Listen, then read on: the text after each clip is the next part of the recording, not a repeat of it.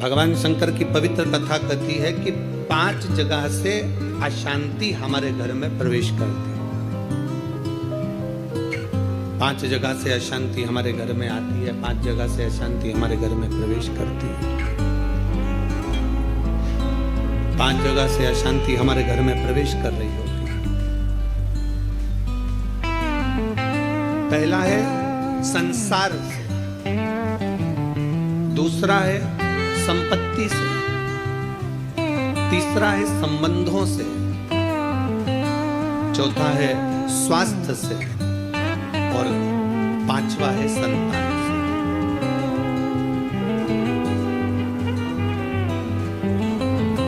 इस कथा को समझिएगा जरा कि 5 जगह ऐसी है जहां से अशांति हमारे यहां प्रवेश कर रही है। उसमें 5 जगह में एक जगह संपत्ति भी कही,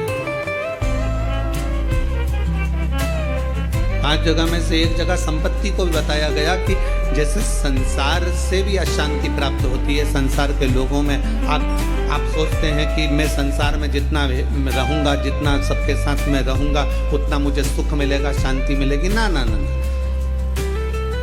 स्कंद पुराण कहती है हो नहीं सकता।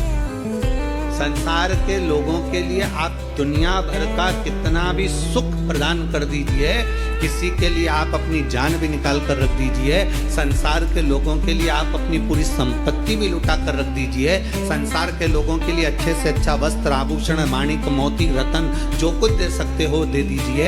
उसके बाद भी संसार के लोग कहे बिना रह नहीं सकते। आपको कहे बिना रहेंगे नहीं। आप कितना भी सुख उनको दे दीजिए, आप कितना भी सुख उनको प्रदान कर दीजिए, आपको वो सुख आप दे भी देंगे। एक व्यक्ति अगर अपने घर की शादी में करोड़ों रुपए खर्च कर पूरे घर के मेहमानों को, संसार के लोगों को, सबको बुला ले और सबको बुलाने के बाद में वो सबका सम्मान करे, सबका आदर करे, सबका सत्कार करे,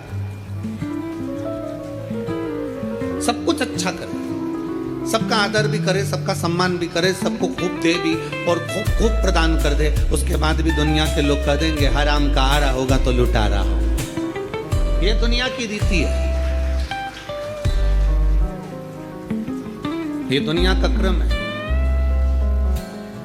संसार का व्यक्ति जितना आप विचार करेंगे कि मैं संसार के अंदर रहूं, लोगों के अंदर विराजमान रहूं, मुझे यश ही यश मिले, तो बहुत मुश्किल है।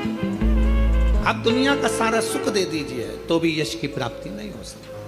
थोड़ा बहुत मिल गया तो मिल गया, किसी ने कह दिया, किसी को आपने देते रहे तो मिल गया। संसार अशांति देता है। संपत्ति, शिव महापुराण की कथा कहती है, स्कंद पुराण कथा कहती है कि हमारी संपत्ति भी हमको अशांति देती है। जिसके पास कुछ नहीं वो आराम से रोड के किनारे टाट बिछाकर बहुत मस्ती से सोता है।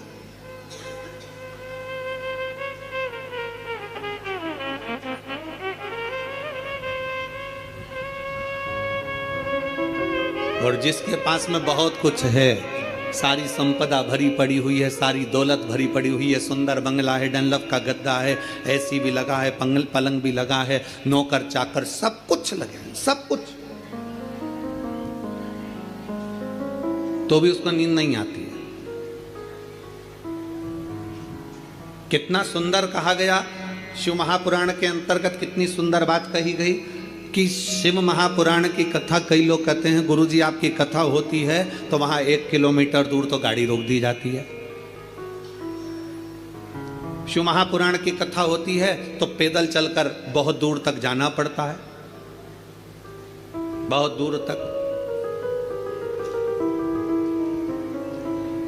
पर कोई किसी चिकित्सक से पूछे, कोई डॉक्टर से पूछे, कोई आयुर्वेद वाले से पूछे, कोई होम्योपैथिक वाले से पूछे, कोई योग गुरु से पूछे कि शास्त्र क्या कहता है, हमें स्वस्थ रहने का तरीका क्या बताता है, तो कहा सबसे सुंदर तरीका है स्वस्थ रहने का कि जितना पैदल चल सकते हो उतना जिंदगी में सुख प्राप्त कर सकते। अब भगवान भोलेनाथ जी की कथा सुनने के लिए आप लोग आते हैं, शंकर जी की कथा में आप लोग पहुंचते हैं, शिव पुराण में पहुंचते हैं, तो बाबा भोलेनाथ पहले ही तुम्हारे स्वस्थ रहने की व्यवस्था कर देता है। भोले बाबा करता क्या है कि 1 किलोमीटर दूर तो गाड़ी रुकवा देता है, तुम कितने बड़े भी सेठ हो, 1 किलोमीटर दूर गाड़ी रुकवा दी और बड़े प्रेम से पैदल पैदल आराम से चलते चलते चलते चलते कथा में पहुंच गए, आसन लगाया, बैठ गए, बैठने के बाद वापस जाने की तैयारी हो जाती है।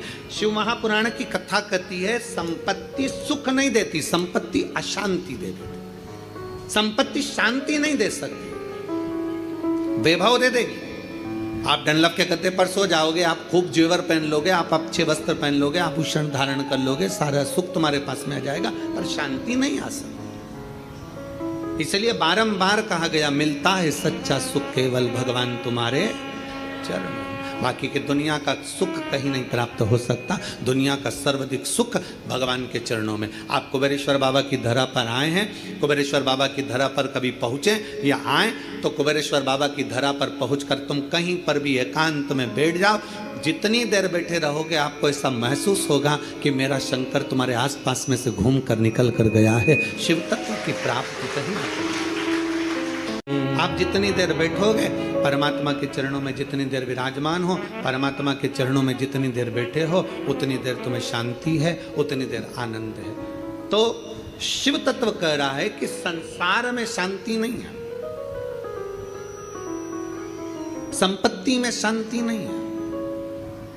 शिव तत्व कह रहा है संबंधों में शांति नहीं है। जितने संबंध बनाते चले जाओगे, नहीं साहब हमने इनको हमारा भाई बना लिया, घर का भाई नहीं बनी लिया, भाई बना के बैठे। नहीं साहब इसको हमने हमारी बेटी बना लिया, घर की बहन बेटी को साड़ी नहीं दिला रही और दूसरी बेटी बनाते फिर। नहीं साहब इनको हमने हमारा काका जी बना लिया, तो घर का काका जमीन और जायदाद के लफड़े में पड़ा, आज तक नहीं सुलझ रहा और एक और काका बना के तैयार कर लिया। नहीं साहब ये हमारी बुआ है, नहीं साहब ये हमारा ये है। नहीं, संबंध जितने जितने संसार के लोगों से जोड़ोगे, शिव पुराण कहती है जो हमारा संबंध है जितने लोगों से जुड़ा है उतना ठीक है, पर अलग से कोई संबंध जोड़ने का प्रयास मत करो, अलग से परमात्मा को जोड़ने का प्रयास करो तो जीवन की सार्थकता, जीवन की सार्थकता। परमात्मा को जोड़िए,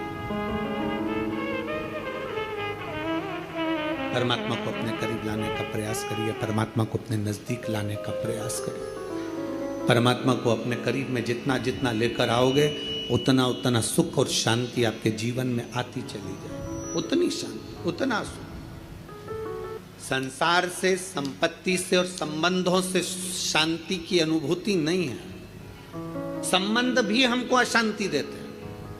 किसी ने कुछ कह दिया, मन अशांत हो गया, किसी ने कुछ बोल दिया, मन अशांत हो गया, कहीं किसी ने कुछ कहा, अपन घर से निकल कर चले गए, मन अशांत हो गया। अच्छा जरा सा विवाद हुआ और लोग घर छोड़कर चले जाते हैं। हमको यह समझ में नहीं आता कि घर में तुम रहकर भी शांति का अनुभव नहीं कर पाए तो क्या छिपरा जी के तट पर जाकर, गंगा जी के तट पर जाकर, नर्मदा जी के तट पर जाकर, किसी तीर्थ में जाकर, सबको छोड़कर अकेले घर से निकलकर, घर के बाहर जाकर क्या तुम्हें शांति मिल जाएगी? जम के बोलो जरा, नहीं मिल सकती। घर छोड़कर शांति का अनुभव नहीं हो सकता।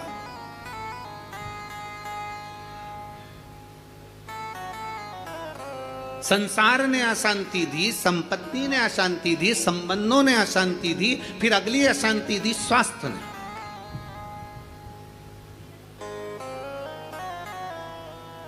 घुटने दुखने लगे, कमर दुखने लगी, पीठ दुखने लगी, अशांति होने लगी, अब मैं बहुत बीमार रहने लगी, मेरे जीवन का क्या ठिकाना गुरुजी, मेरी जिंदगी का क्या ठिकाना।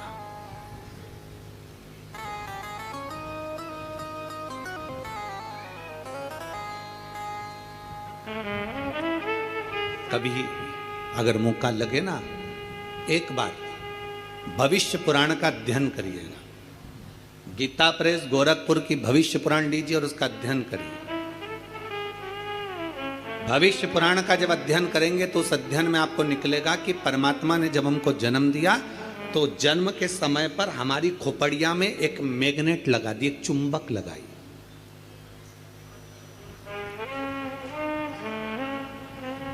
परमात्मा ने हमारी खोपड़िया में, हमारे मस्तिष्क में, हमारे भेजे में, हमारे सिर के अंदर, हमारे मस्तिष्क में एक चुंबक लगा दिया।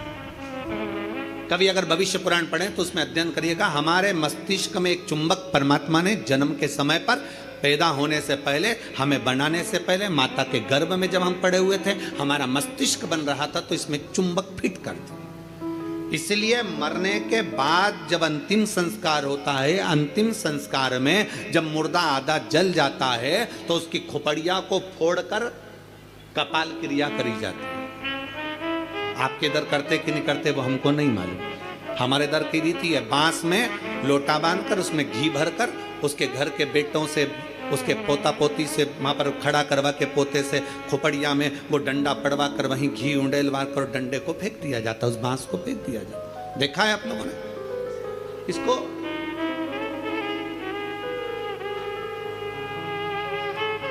भगवान जब हमें जन्म दिया, परमात्मा ने जब हमको पैदा करा, उस समय पर माथे में, मस्तिष्क में, भेजे में एक चुंबक लगा। क्या करती है वो चुंबक? चुंबक का कार्य क्या है? चुंबक का कार्य है, अगर आपने पैसा पैसा पैसा पैसा सोचा विचारा, दिन रात पैसे पैसे में लिप्त रहे, तो व्यक्ति वो मस्तिष्क में जो चुंबक लगी है वो पैसे को अपनी ओर खींचती है। मतलब मनुष्य पैसे को आसक्ति के रूप में अपनाना प्रारंभ कर दे। अब चुंबक का दूसरा कार्य क्या है? अगर किसी बुरे व्यक्ति में बुराइयां देखोगे तो वो बुरे व्यक्ति की बुराई तुम खींचते चले जाओगे। वो तो ऐसी, वो तो वैसा, वो तो वैसा, हर व्यक्ति में बुराई, क्योंकि तुम्हारे भीतर में जो भेजे में चुंबक भरी है वो बुराइयां ही खींचेगी। और अगर तुमने किसी व्यक्ति में अच्छाई देखना प्रारंभ कर दी तो तुम्हारे मस्तिष्क में जो चुंबक लगी है वो दिन रात हर व्यक्ति में अच्छाई को ढूंढना प्रारंभ कर देगी, अच्छाई खींचना प्रारंभ। एक चुंबक लगी है। अब ये बात तो अपने तक हो गई, अब मेन बात पर जाओ, मुख्य बात पर। मस्तिष्क में चुंबक लगाकर परमात्मा ने हमको पैदा करा है, एक आकर्षण देकर हमें पैदा करा है, एक चुंबक लगाकर हमें पैदा करा है। चुंबक जब पैसे को खींचती है तो पैसा ही पैसा सोचने में आता है, बुराई खींचती है तो बुराई बुराई हमारे अंदर आती चली जाती है, किसी का क्रोध खींचती है तो क्रोध हमारे अंदर आता चले जाता है। उसी तरह अच्छाई किसी की खींचती है तो हमारे अंदर अच्छाई आती चली जाती है। उसी तरह चुंबक बीमारी को भी खींचती है। हम जब एक बीमारी के बारे में सोचते जाते हैं, मेरे पाँव, मैंने सुना है किसी को पेट में बच्चादानी में गांठ पड़ गई तो मालूम पड़ा कि उसको कैंसर हो गया। मैंने सुना है किसी के घुटने में अगर प्रॉब्लम हो गई तो उसका घुटना बदलाना पड़ा, मालूम पड़ा उसमें ग्रीस कम हो गया। मैंने सुना है कि किसी के हृदय में छेद हो गया, किसी के हृदय में कुछ हो गया, किसी के चेस्ट में गठान पड़ गई तो कैंसर बता दिया गया। ये हम जरा सा हमारे शरीर में दर्द हुआ और हमने वो सोचना प्रारंभ कर दिया। क्या सोचा हमने? कि उसको कैंसर हो गया था, उसकी किडनी खराब हो गई थी, उसका लीवर खराब हो गया था, उसके साथ में यह हो गया था, उसके घुटने बदलवाए, उसको गुजरात ले गए, उसको राजस्थान ले गए, उसको वहां ले गए और उसका शरीर में यह करवाया। आंख में प्रॉब्लम हुई तो आंख के बारे में सोचते रहे, सोचते रहे, सोचते रहे। अर्थात हमने इतनी बीमारी का सोच लिया, इतनी बीमारी का सोच लिया, बीमारी वो थी नहीं, पर हमने सोच सोच के चुंबक जैसे उसको खींच कर अपने अंदर वो बीमारी को इकट्ठा कर लिया। आखिरी में वो बीमारी हो गई। ये हमारे भीतर की चुंबक है जो हमें खींच रही है। छोटी मोटी गठान हो जाए ना, कभी मत सोचना, हाँ ऐसी तो होती रहती है। दवाई खाऊंगी, शंकर पे चढ़ा हुआ जल पीऊंगी, डॉक्टर को दिखाऊंगी, सारी जांचें कराऊंगी, जो डॉक्टर बोलेगा सारी जांच कराऊंगी। और मेरा विश्वास कहता है डॉक्टर के अनुसार चलकर, क्योंकि डॉक्टर भी शिव का एक रूप है, उसके अनुकूल चलकर मैं ये दवाई ले लेकर, कुंदकेश्वर महादेव का नाम लेकर, मेरी सारी गठान गल जाएगी। जब तुमने सोच लिया गल जाएगी, गल जाएगी, गल जाएगी, मतलब गल जाएगी।